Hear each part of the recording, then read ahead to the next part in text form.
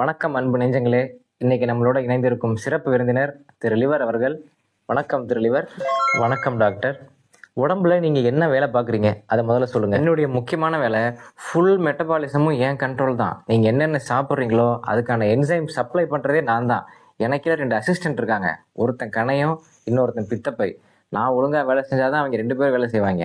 நான் ஒழுங்காக வேலை செய்யலைன்னா இவனும் காலி அவனும் காலி. சரி, ஓகே. ஃபேட்டி லிவர் அப்படின்னு சொல்கிறாங்களே, அப்படின்னா என்ன? ஃபேட் சாப்பிட்றதுனால ஃபேட்டி லிவர் வருதா?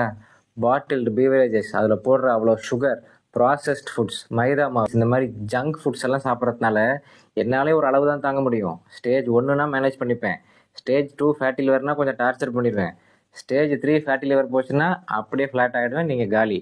பொதுமக்களுக்கு நீங்கள் என்ன அறிவுரை சொல்ல விரும்புகிறீங்க? பொதுமக்களுக்கு அட்வைஸ்னா, டேய் நேரத்துக்கு சாப்பிடுங்கடா, எனக்கு 12 மணி நேரம் ரெஸ்ட் கொடுங்கடா. ரெஸ்ட்டே இல்லாமல் வேலை செய்யணும்னா அந்த ஒருத்தன் ஓடிட்டு இருக்கான் பார், அவன் தான் 24 மணி நேரமும் ஓடுவான். நான்லாம் அப்படி கிடையாது. நைட்டு 1 மணிக்கு நீ பிரியாணி சாப்பிட்டீங்கன்னா அடுத்த நாள் செரிக்கிறதுக்கான என்சைமை நான் கொடுக்க மாட்டேன்.